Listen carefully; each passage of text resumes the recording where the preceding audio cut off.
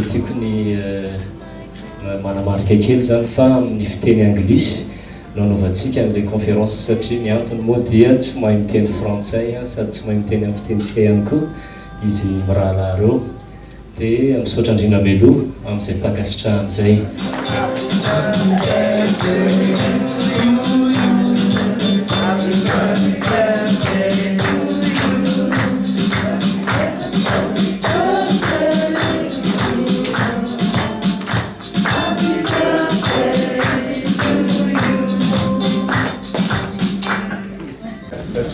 Thank you so much for coming. Thank you very much. Auspicious day. Thank you very much. I appreciate it. Please kindly allow me to introduce myself. My name is Diary Andrianampuna. I am the managing director of Awesome Madagascar Tours, and I am also the convener of this conference. Please, today we would be so delighted to host the Minister for Tourism, the Honorable Ministre Rolland Ratsiraka. He has made time in his busy schedule to be with us today, and I highly commend him on his commitment to tourism and to this conference as well. Thank you so much indeed. Right, what we're going to have today, just giving you some idea about this conference. And we have we are very fortunate to have, I'm going to introduce you to the following people afterwards. So today, please kindly make yourself comfortable. Please feel free to ask any questions about our country. This is our country together. We are all friends. We are all Malagasy. And our objective is to promote tourism, to develop our country, because the wildlife is part of our family. It's our friends, so it's our mission. I would like to introduce you to the following people. The keynote speaker is Sir Stephen Scourfield. Has been named twice the best travel writer in Australia, and he's been traveling to every continent, most of the countries, more than 130 countries, and he is also the travel editor of the 7 West Media in Australia, in southwestern Australia, and he has written many books, and is also a travel editor of the 7 West Travel Club as well. Thank you so much indeed, Sir Scourfield, for your great sharing. I would kindly give you the floor. Thank you so much. It's a slightly unusual trip. As you've heard, I've been travelling and writing for 40 years this year. I travel to at least 20 countries a year. But this trip's slightly unusual because I brought a group of guests with me to share Madagascar. And I've done that for 3 reasons. And it's important to say this before I say anything else. Firstly, because Madagascar is our neighbour. You know, Australia, I feel very much these roots, this ancestral root where Madagascar is the stepping stone between Australia and Africa. It's part of that big breakup. It was the stepping stone in between. And I think that we should have stronger connections between Madagascar and Australia in terms of tourism. I see the enormous potential for that. I must say also, on a personal note, that I chose to bring the group here, and I'm not a tour leader, I am a writer. I chose to bring the group here because I have complete confidence in my great friend Diary. I think he's an inspirational young man, and I was very pleased to bring people here to meet him particularly. So he also is a stepping stone, and young people like this coming up are a stepping stone between the tourist and the destination. They're so crucial. And I see a lot of young guides here who will step into that role as well, who are already in that role, but will continue to grow in that role. And I'm so pleased to see all of you here today to make time to listen to this. Madagascar is in a very, very strong position. I'm going to speak mainly from a world perspective. It's in a strong position because it has what so many destinations want and spend an enormous amount of money to try and achieve. It has a brand. It has a one-word brand. When you say Madagascar, people immediately get an idea in their head. And what is so extraordinary is that the idea, firstly, Madagascar means unique. And that's not a word that I use lightly because, in fact, as a writer, it's a word that annoys me a bit. Because people will say something is quite unique, and there's no such thing. It's either unique or it's not. And Madagascar is unique. That is an extraordinary position to have in tourism, to be unique. Singapore, Hong Kong, London, Paris, they're all slightly different, but they're all slightly the same. Madagascar is unique. So you have a very strong brand through movies, through Attenborough, through whatever. When you say, what's then interesting is that you've got a one-word brand, it means unique, and what happens then is that the brand is completely correct for the experience. That's extraordinary too. I mean, I see regions and countries spending a lot of money trying to get the brand on message, to get the expectation correct. What happens here is that it is correct. So you have this enormous resource that you don't have to spend any money on, in a sense, because it's already done. I see Australia, spending millions and millions of dollars trying to promote the Kimberley as a name. Coach touring is no longer about sitting in a tin box watching countries pass by outside the window. There might have to be a private visit to a family farm in Scotland or a private tour of the Vatican after hours and dining. There need to be more and more immersive experiences. That's what these companies are desperately working on. And they're manufacturing them. They'll manufacture a visit to an olive grove to meet the family, and your coach will pull up and you'll meet this family, and then the coach moves off and you think you've had this experience. What happens then is that the next coach pulls up from another company and does the same thing. So they're manufacturing what they would like the tourists to believe are authentic experiences. What happens here, and I'm sure all my friends here will agree, is that you have an authentic indigenous experience. Those two words are absolutely key in the tourism industry globally. What everybody's trying to create are authentic indigenous experiences. And that's what happens naturally here through these guides. Men like Diari, we met Theodore, a fantastic guide in Ranamafana, Rolland in Asalo. All the time, all the staff that we meet in the hotels, the people who service our meals, the managers, the drivers are all Madagascar and Malagasy people. It is an authentic indigenous experience. When you come to Australia, you will be travelling with Western people, probably not indigenous people. You may meet indigenous people on a tour briefly, but in hotels you will be shown to your room probably by a German backpacker. You'll be served your meal by a French backpacker.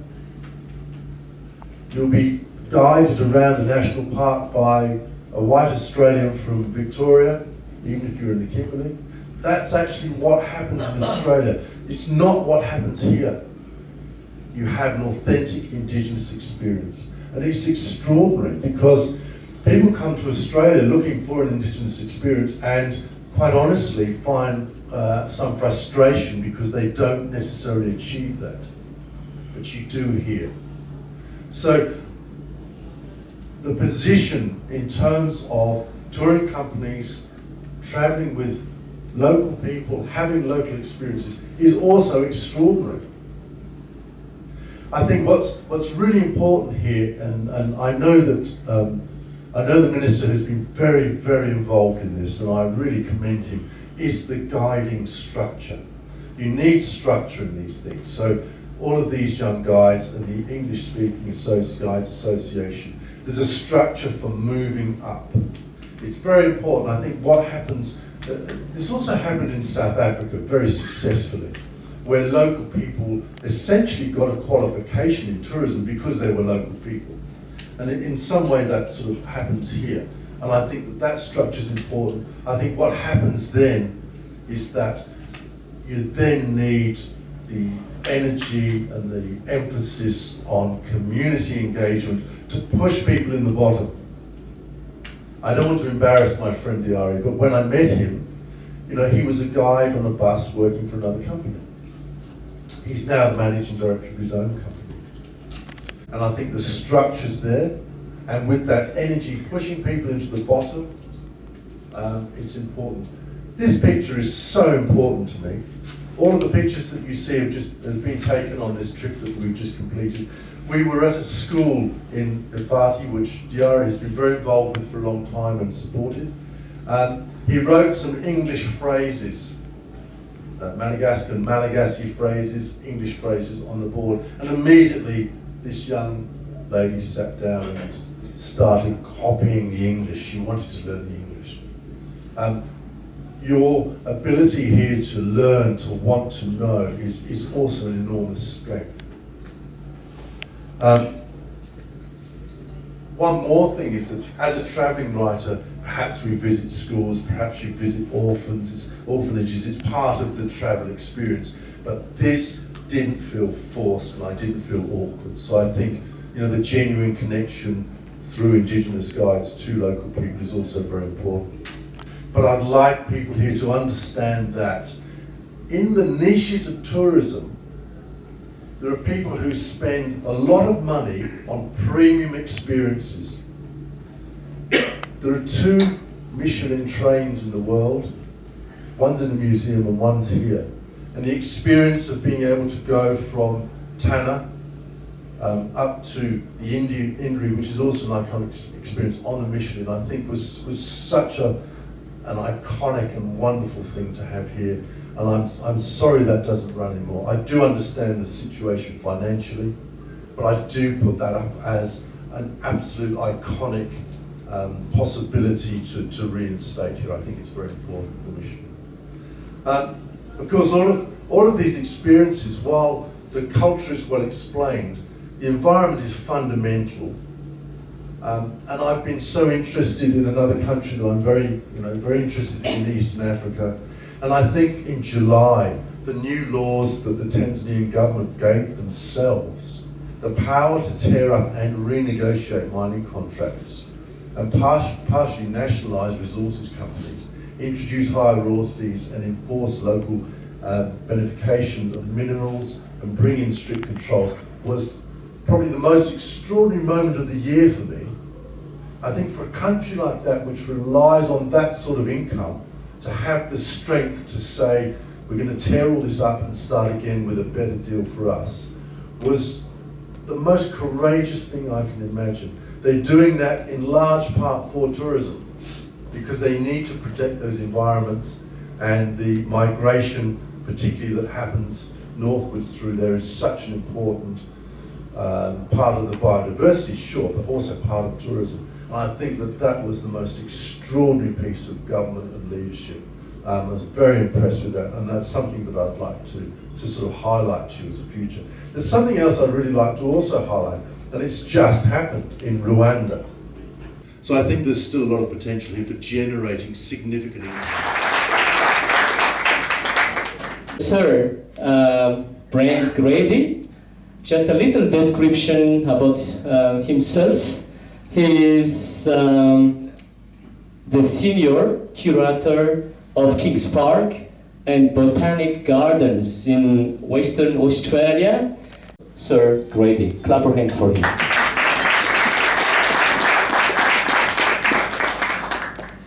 Yeah, I'm a plants man. I love plants. I love promoting plants. And the analogies between Western Australia and Madagascar are very strong. Stephen's been writing for 40 years. I've been doing gardens for 40 years. And I've worked with Kings Park and Botanic Garden in Western Australia as the state's Botanic Garden for 40 years. And I've done lots of great things with the gardens. And the one lovely thing about Kings Park is it celebrates the Western Australian flora. A little bit like Madagascar, we have over 12,000 species that live in Western Australia, very similar to Madagascar, and a lot of common species, but we're known as a biodiversity hotspot, which is such a draw card for visitors, and it is something that we have worked very strongly on in our identity in Kings Park, and it is about promoting the Western Australian flora. So we've chosen to have like flagship species, so when people come into Kings Park, they come in and they have an experience, and they experience the wider Western Australia. We've set up a botanic garden where we have the Kimberley flora, the Pilbara flora, the desert flora, and the southwest flora, so people can come to a central place, and 6 million people come every year to Kings Park. It's the most visited place in Western Australia. So plants worldwide have a pulling power. Botanic gardens are one of the most visited places around the world. A bit like the museums, everybody that's a tourist, the majority, go and visit a museum, and then they go to an outdoor place and visit a museum, a living one, outdoors. They all go together. Plants are life. We wouldn't be here today if we didn't have them. And botanic gardens are a vehicle. There's a whole lot of things that are behind a botanic garden. It is about a named collection of plants. And as people wander through, they get indigenous stories, they get scientific stories, they get rare stories, they get interdependence with plants, with animals, which one lives on what, medicinal plants. We learnt a lot about that on our trip around, which was a very lovely thing as guides showed us how plants are used for our healing, how animals eat a whole lot of different plants and go and eat a bit of soil to neutralise. These are amazing things that make us as humans feel like we live on a very lovely planet, of which we do, and it's up to us as a group to do that. Botanic gardens have a fun thing where they inspire people to have specialities like in science, in horticulture, in environmental management. They enter into educating kids in schools, they collect seeds, they get them stored, they inspire town planners on species that they can grow. You've got some amazing plants in Madagascar that could really be signature species, and I see that already. But you know, anything your forefathers or people that actually came and looked at the flora did, as Stephen said, they used Madagascar in the species name, and that is such an amazing thing. The more you can pull that out and display that, show that at the airports, around restaurants, in the cities, at the entry to your reserves, you know, really bring those out. It's not about trying to do lots of them, it's just about doing a few really well. And that is one of the mechanisms to promote this amazing plant, this amazing place.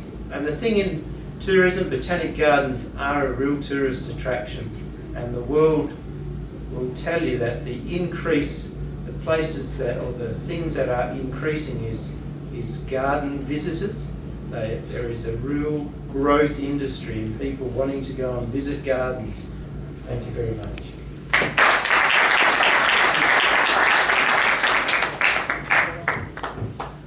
Okay, now we're going to have some coffee and some tea.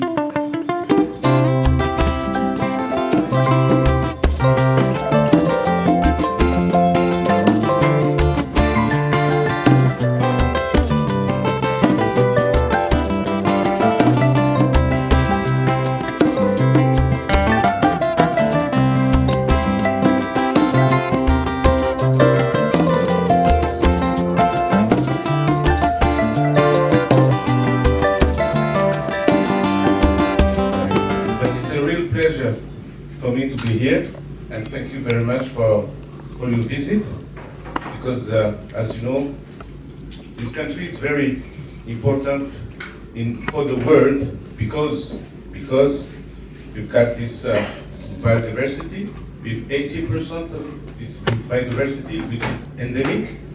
So you give us a chance, opportunity to promote it, and your visit is very important for us. So thank you very much, Mr. Stephen, and also my friend Diari, because he's doing a lot for the country. So thank you very much. Also, thank you very much for your gift, because I'm old now. I'm 51, and after spending something like 20 years for this country, I was a parliament member in 1998, and I was also mayor of the second city in Madagascar, which is Tamatave, which is the first port. And I used to know that this country can be developed as quick as possible, but the only thing is that we, for example, we have never understand that tourism industry is a real solution for us, and this is a big problem. But now we are working every day to make this future better, and to do as all the people. I'm talking about the government, I'm talking about the policemen, I'm talking about all people who are working in this sector directly, and also all the people who can give an helpful image of the country because of his reaction. So it's not direct, but indirect person. And then we are working on this. I was nominated as Minister of Tourism 1 year ago. And I used to like traveling in everywhere, traveling in Asia, Mauritius, and because I've got another job, is I export fruits to Europe, and so I have this chance to finance my travel every year with my family, and so I can understand what the tourism industry is very important. For example, when we see Mauritius Island, it's 1 million tourists per year with 1 million inhabitants, and Madagascar is not more than 300,000 tourists in a year. But this year we will do the best score we've never done after the Independence Day. Because I think that everyone did a good job, and I thank all the people, all the guides here, because they did also good jobs. They know how to promote the country, how to receive people, and this is very important for us. And I know traveling in Madagascar is very expensive because of the, we don't have connection, for example, in Australia, and we only have not more than 10 airlines companies, which don't really help you to develop this tourism. But now, as you said, Mr. Stephen, that Madagascar means a brand. Yes, for those who knows it and for who know it, it's a really brand. And last year, when we began on changing the image and begin the better promotion, we did a slogan which is Treasure Island. Treasure Island, because as you know, whatever you can see, for example, roads are in difficult situation. For example, services is not really like you can see in other country, and whatever you can see, it's not very good, not very in the performance. So you know that all the biodiversity is really a treasure, and we try to maintain it, and we have to help for this, so that we can keep the environment, keep the whole thing like this, and we have to work on it because the population don't really understand why we have to keep forest, why we have to keep all these things. But now I think it's going on, and we have, for example, to give a solution for them for, you know, when they cook every day, they use wood, and so we have to give solution for that. That's very easy. For example, I had one guy from, I think he's French, and he went here and he showed us how to give energy to cook from the biogas. You say that biogas? Yes. And only with le zébu, comment on dit yeah, le pouce de zébu, quoi. Yes, zébu tank. Only with this. And only 10 days, and then you have your energy to cook every day with free cows. Okay? Yes. And it's not expensive.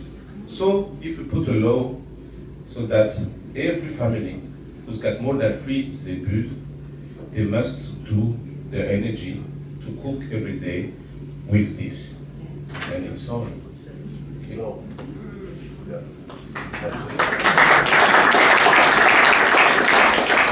And then every time you cut a tree, a tree, and then you have to pay something, you have to pay an amount.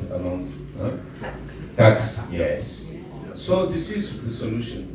But sometimes when we talk about that with all my colleagues, and then they don't really do that like a priority, okay? Yes. They say, oh, yes, it's good, but when they are acting every day, you see that it's not good. Yes. So that's the problem. Okay, but I think that the future is very good, because Madagascar is a country which is interested by many people. And thank you from Australia to come here. We appreciate a lot. Then that's why I'm here, because I want to support Diary and all the people who are working with him. And I'm happy also to have Mr. Stephen coming here. And for example, when we did this little trip together, okay, then I had a call from the World Bank. Yes. And they say, okay, we continue on supporting you. Please do better. Okay. Oh, fantastic. Because you had this picture on the newspaper, and you were in the deux chevaux. And I was riding the motorbike with you. Yes. And okay, I didn't put my helmet, but this is for the photo. Yes. What is the important for me? It's to make people understand, is to make all my colleagues understand, and all the population, that it's really a solution. Today, we didn't succeed in fooding Malagasy people from the agriculture, because we are importing rice, we are importing sugar, we are importing oil, and we are importing so many things. No good. We have to produce our food by ourselves. This is the real solution. But the very easy thing is to promote the destination, and then we win money, and then we can build more roads, more schools, and then giving jobs to the people, and then they can go to the doctor, they can send their children to the school, and then everyone is happy. Yeah. And that can be done in a very fast. Okay, and you know, that's why your trip is very important for us, and I already said that after this, even the Prime Minister told me, it's moving, it's good, you know. It is only a picture, yes. But now you know that 10 years ago we didn't have Facebook. 10 years ago we didn't have, 20 years ago we didn't have connection here. We didn't have good phone. We didn't have mobile phones. Okay. Now we have to move on that, through that. We have to change this country as quick as possible, because we have all these things which brings us in 21st century, and even some people are living in the last century. We have also this contradiction, so we have to use that to go further, to go faster. Thank you very much.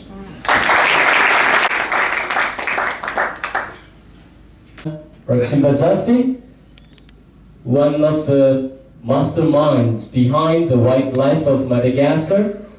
He teaches primatology at the University of Antananarivo, and he has written so many books about our country, and thanks to his efforts about preserving the nature, the slash and burn agriculture has been dwindling. Thank you so much. Gentlemen, I don't think that you would mind if I start by saying once again happy birthday to our colleague, the Minister. A few things for you. Two things. Homework.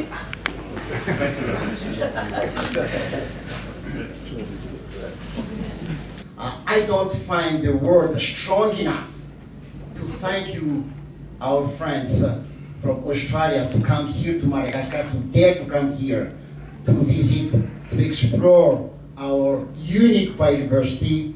I don't find the right word, but thank you so much. The reason I put challenge, because every single day of our life is a challenge in Madagascar.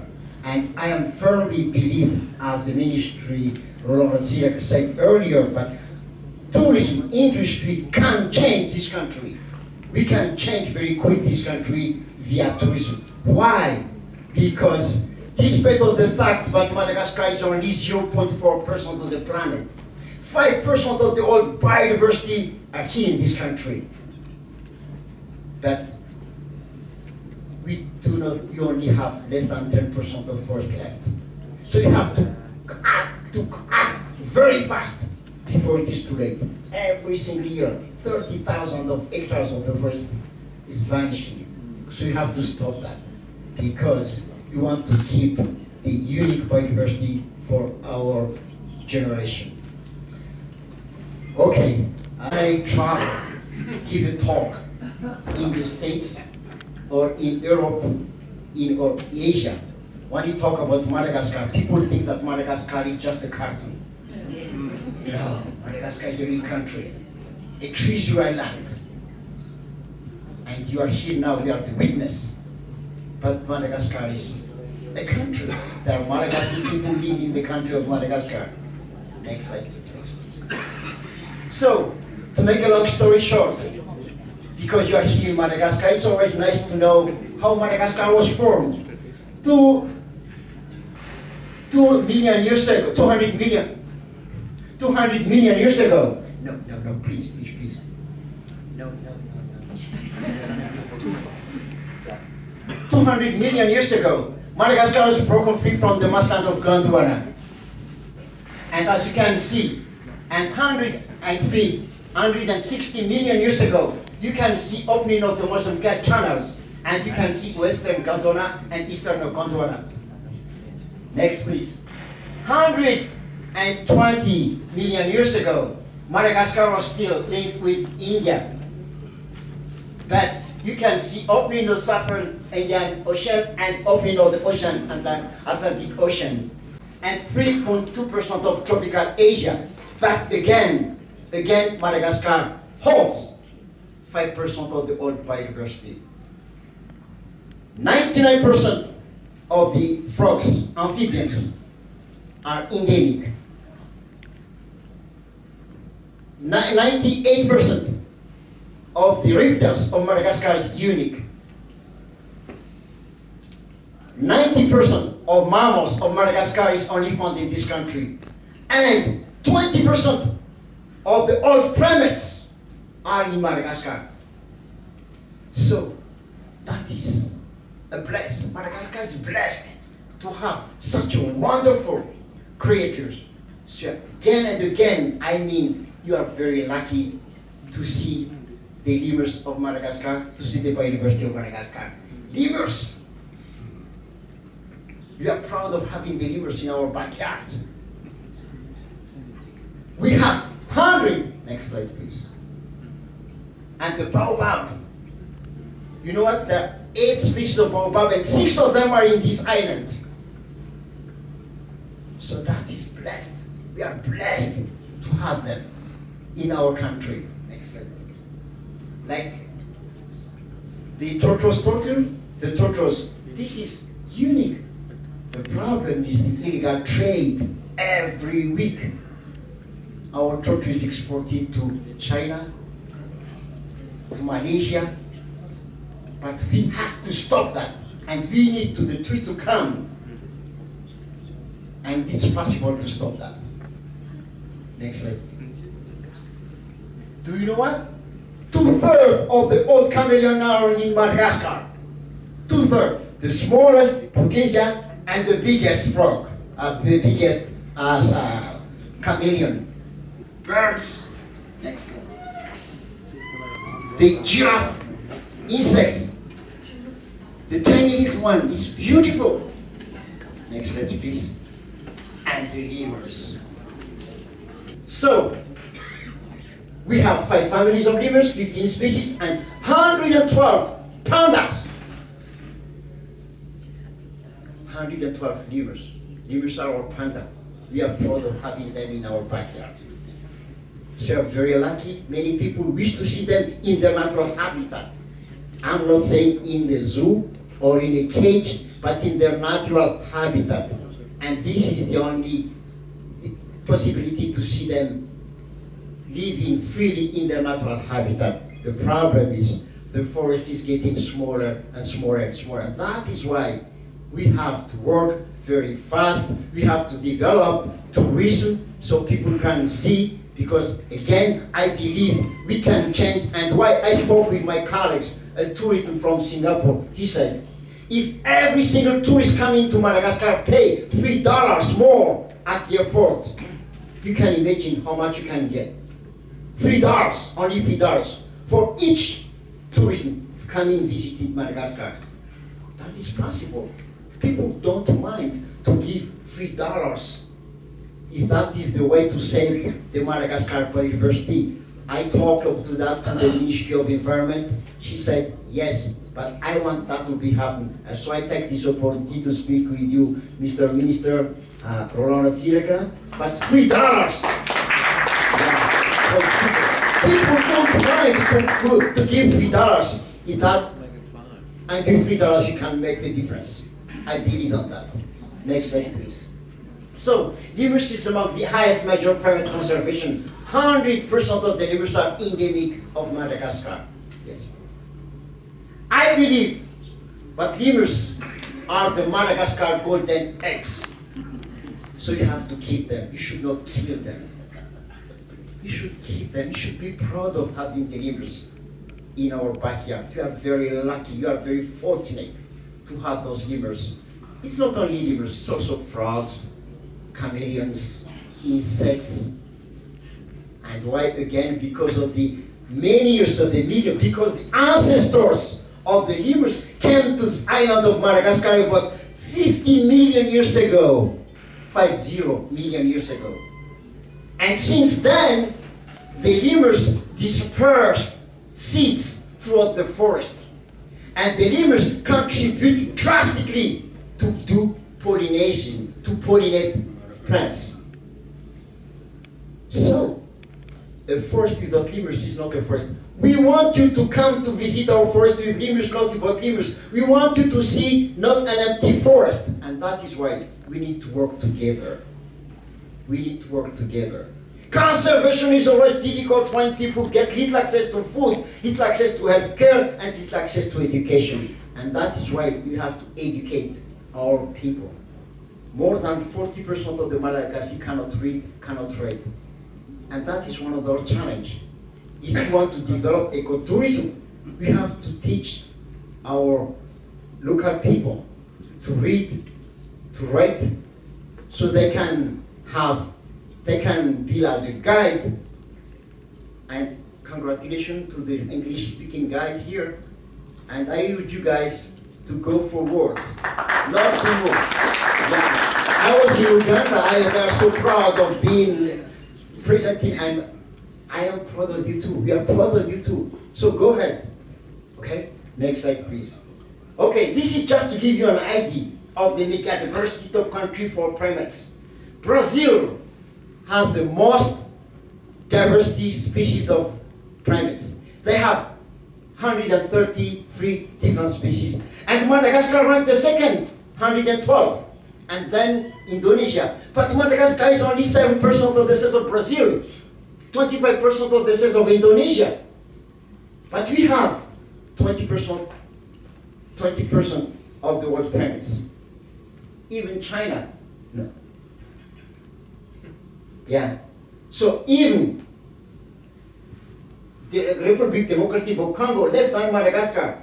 So in India, 12, Madagascar is small, tiny compared to those countries. But we have, and then next slide. If you look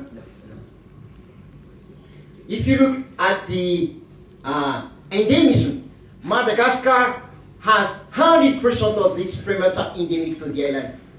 Before Brazil. For Brazil, 80% of Brazil primates, 10% of Brazil primates, they overlap with the other neighboring country. But for Madagascar, 100% of Madagascar lemurs are unique, endemic to this island. That's a bless. Next slide, please. So this is just to show you that this is the subfossils of the lemurs. And like this one, these lemurs weighed 200 kilo, 160 kilo. And all of them already extinct, but the latest is 13 kilos. And this is the Indri, the biggest lemurs, which is only 9 kilos. And that is, why is that? The thing is, the specificity of those lemurs in most non-human primates, males are dominant over their females. But lemurs, for it's the opposite. Females are dominant of the males. And the question is, why is that? In most non-human primates, there is what we call sexual dimorphism. But for lemurs, there is no sexual dimorphism in terms of body mass. Yes, male can be different in terms of the colors, but in terms of the body mass, there is no difference. And why is that? Madagascar is poor. For carnivores, you only have 14 species of carnivores, but you have 112 species. And why is that? So that remains a big question for paleoecology. We need to do more research, and not only tourism, we encourage researchers from all over the world to come to Madagascar to do research, because we want to know their history before they die. We want them to be died. We want to stop their pressure, because one of the most critically, threats of the lemurs are habitat loss. Next slide, please. So, conservation, as I said, is always difficult when people get little access to health care. And that is why wherever we work, we have to work with the doctor, local community, because if humans are the problem, if human is a problem, they can be part of the solution. And that is why we want to develop the local ecotourism managed by the local community. I believe that the local community, if they can get the opportunity to learn, they can make the difference. They can be a good guide. Next slide, please. So we give training to the local community for tourism, for research who come to that is in Marisa. They cook, they can make a very good cake. So if you give them the opportunity, they can make the differences. Only people don't believe on that. I believe on that. Next slide, please. For example, it's possible to develop, to improve agriculture. And that is why you have to work with the local community very closely. So doing lemur conservation, you have to work with the local community to save our lemurs, to save our frogs, to save our chameleons, to save our trees. Next slide, please. And here, people do swimming. They sew and they sell. Handcraft, Madagascar is good at handcraft. And you have to build a ring. I was in Brazil twice. I was in Costa Rica. I visited Vietnam. And I say, we can do also good handcraft. I saw that. And we need to sell that. We have to tell the world that Madagascar is, we can do that. We can make the challenge. The World Lemur Festival with us. In the States, in Europe, in Madagascar, everywhere. So we will celebrate the World Lemur Festival to save the lemurs for our next generation. Again, as I said, if you have a talent, do not be afraid to show your talent. Like that guy dancing in front of hundreds of people. It's not always easy. I am researchers. Maybe people, somebody in your at house, don't do that. Conservation won't work. No, that is part of the game. Go ahead, move forward. This is not the time to stop. We have to move forward. Please, next slide, please. So, you cannot do that for gorilla in Africa, but in Madagascar, in one day you can see, if you are lucky to see 7 different species of primates. In Africa, to see a gorilla for 1 hour, you have to pay $700. In Madagascar, if you have $700, you can do lots of things. You can see many things. You can do that anywhere else, but you can do that here. Next slide, please. Even the head of the state of Germany, she loves lemurs. Yeah. Even the head of the state of Germany, he loves, but lemurs are not a pet. We keep saying that lemurs are not a pet. We want them to live freely in their natural habitat. Next slide, please. So, from the beginning, we knew that this is a long campaign. This is not easy, but you have to move forward.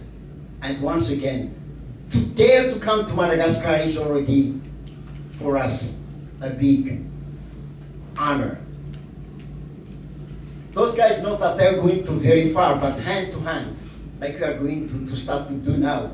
We have to think together, to work together, to make the change, to make the difference. And I still believe, again, as I said, that tourism can change. Tourism can improve the livelihood of the Malagasy people. We have to convince, maybe some of the authorities do not believe on that. Me, at least me, and the Ministry of Environment and his staff here, and all of us in this room. But this is not enough. We have to tell the others, this is not enough. But we can change to Malagasy to have a better life through tourism. People want to come here to see animals in the forest, not empty forest. So again, this is a long campaign, this is a long wall to go. But you need to think, you have to have a faith, you have to believe that you can make the change. Again for Thank you so much for the presentation. Anytime we have asked Professor Jonah to train us as guides, students, he always comes. So thank you so much for helping us promote our country, and thank you so much for your great sharing about wildlife. We close this conference. I would like to give the floor to Sir Stephen Scourfield. Thank you very much. It's been a pleasure to be in Madagascar. It's been a pleasure to be here this morning and in such incredible company from the Minister, my new friend Jonah, whose work I have collected, so it's a privilege to meet you this morning. Thank you to Grady for joining me on the journey. We've been friends like brothers for 20 years, so it's great to be here with him. And all my other guests and friends here from Australia. And to all the guides and everyone else here. I'm so glad meeting in a room like this creates a sort of electricity. And I felt that this morning, so thank you all for your welcome to Madagascar. And I look forward to the next time that we come back. And my heartfelt congratulations to Diari. It's only by putting yourself forward and taking the risk of calling a conference in a beautiful little room like this that you make a difference. And my congratulations to you always. And I just love having you alongside. We're all like brothers together. And having this beautiful music is just the wonderful sound of Madagascar. So thank you all.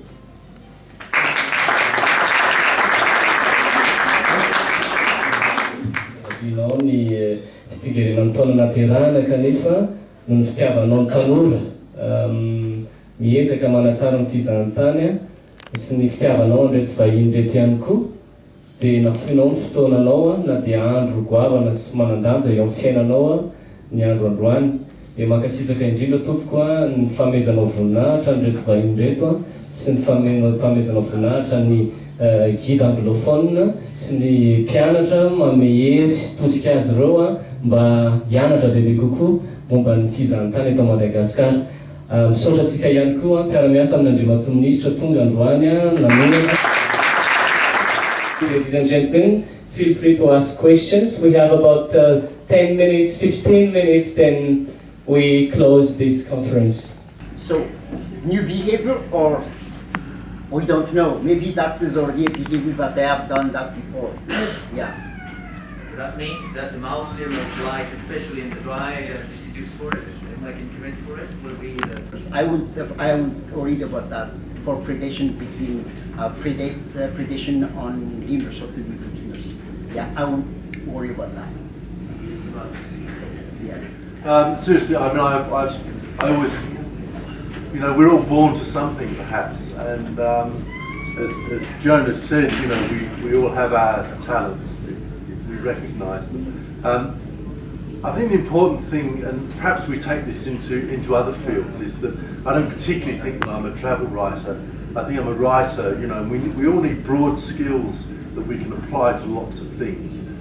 It may be that guiding, you know, doesn't fill the year, and there are other things that young people will do as well. And that fits for me in the sense that I can write for a number of things. I think that travel writing now still has a great place in the travel industry, because despite social media and because of social media, you still want a measured opinion on things. And the difference between being a travel writer and being a tourist or being a holiday maker is that you have to come to conclusion. Every day you have an experience. We went to Turning the Bones, amazing. You know, you have to be able to sit and write in 1,000 words, something that you can tell to 1 million people and they understand it. And that's a good skill to have in our lives anyway, is to come to conclusion not as to whether it's good or bad, or you liked a hotel or you don't, or you enjoyed this or you didn't, but understand something fully and engage with the community and then be able to share that. So really that's all I've been doing, and the stories that I tell are your stories and Diari's stories and my meetings with people like the Minister, and I share those to other people. So in a sense we're doing exactly the same work, which is sharing a place and the experiences there. I just do it in words and you do it by showing people. And there's a lot of focus on the plants and the animals, but I feel that the culture of the people is an incredible asset. Their wonderful traditions and their religious beliefs, the beautiful craft work that they do, and I think that that too is, you know, just a wonderful tourism opportunity, not to be missed.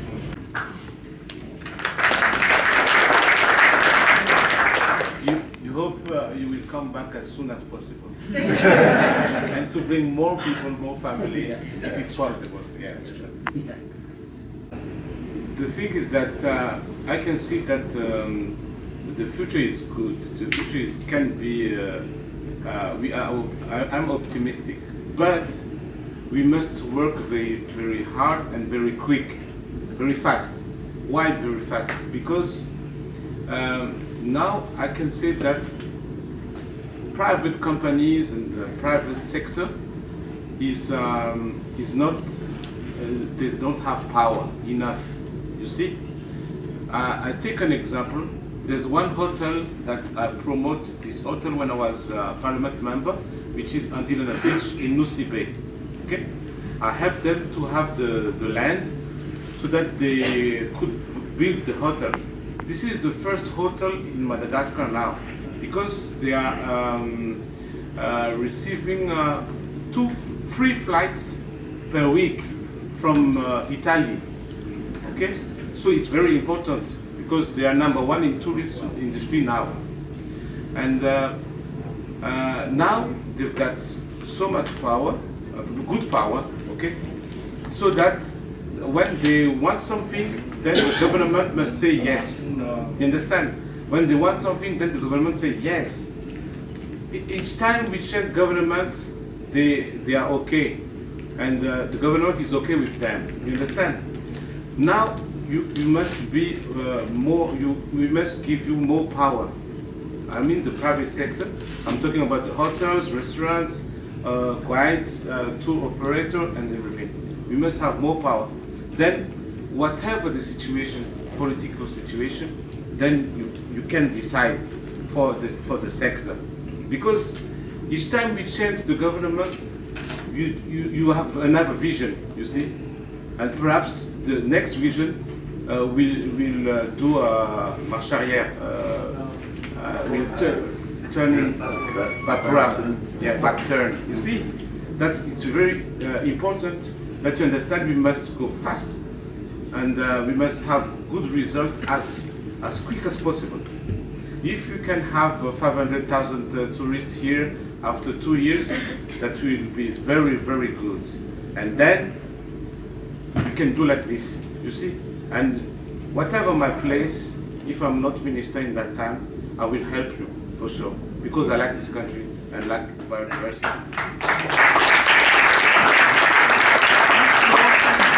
Thank you very much for what you said, and help me to help you, because it's free. You don't need to pay. Yes, and I'm going to do that because you know, we go to church every Sunday, isn't it? Yeah. Sometimes I'm not going every Sunday. But Motorcycle. most Malagasy people go to church every Sunday. But why are we going to church and then we destroy the nature that God gave us? Why? I can't understand that. You see? It's not good. It's like some people who are going to church every day with, it's not Bible, the #1, and then they kill people. No good. No good. Yes.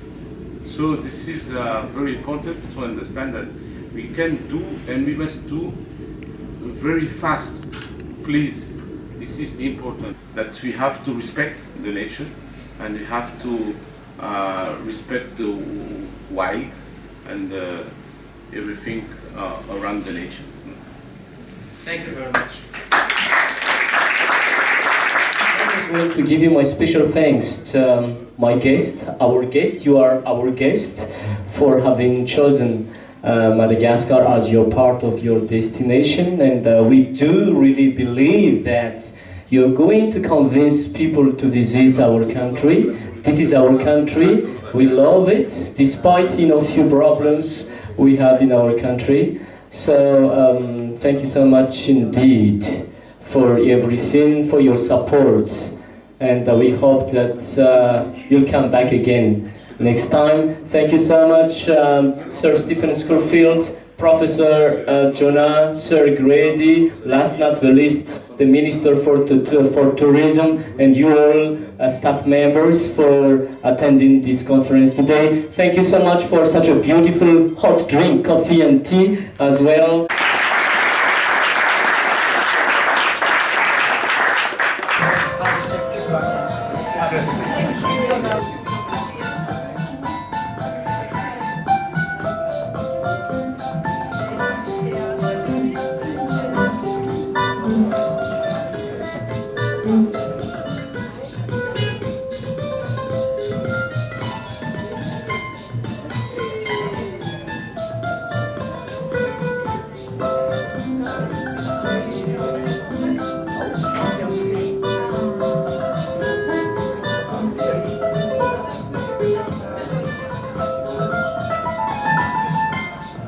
Thank you.